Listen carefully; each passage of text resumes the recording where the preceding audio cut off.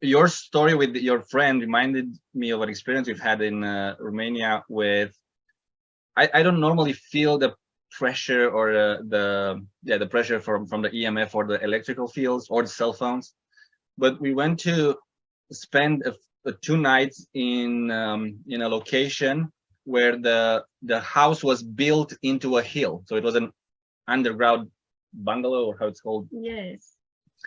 And the problem that these guys had was they expected to be able to remote control the temperature in each of these things with wireless signals, and nothing would get in. So as soon as you enter the house, you have no cell phone signal, TV wouldn't work, nothing would work inside. They could barely get in power.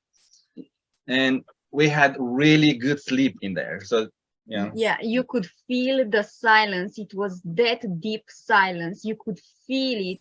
And we slept amazingly. It was so different. The experience was like, oh, never felt something like that. It was like a dome under the hill. Nice. Yes.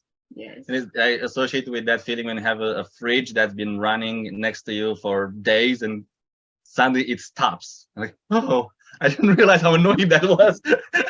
Yes. You're so used to it. Yes.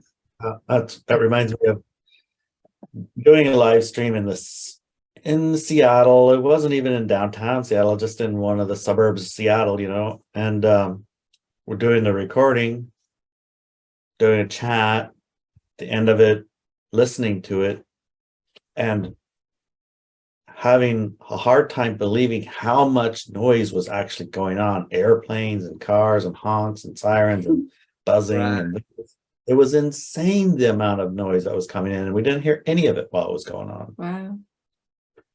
Yeah, there's a lot of noise, right? Yeah, there's a lot of noise that you basically tune out, right? Mm-hmm. But it still has an impact. You just tuned it out. And it reminds me a little bit of the amount of information that's available to you, you have tuned out, although it's still there, it's still there. So noise that's irritating, you've tuned out. Visual information that's not necessary, you've tuned out.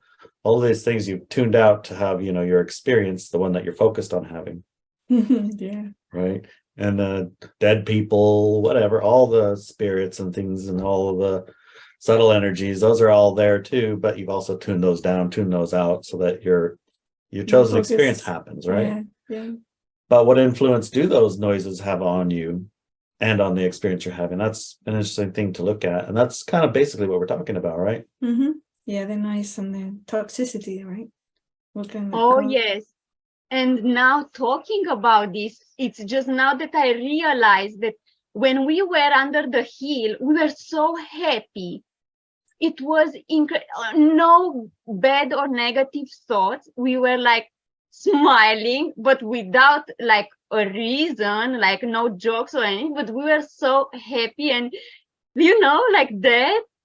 And so now I realize, like when you say, Inelia, about the artificial energies and machines that work right now so hard to put this negativity out, I see now the influence, because when I think about that experience, and now I ask, okay, so how much of the negativity is mine?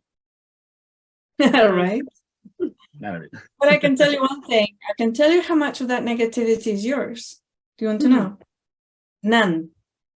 Because high frequency beings, light beings, they don't have negativity.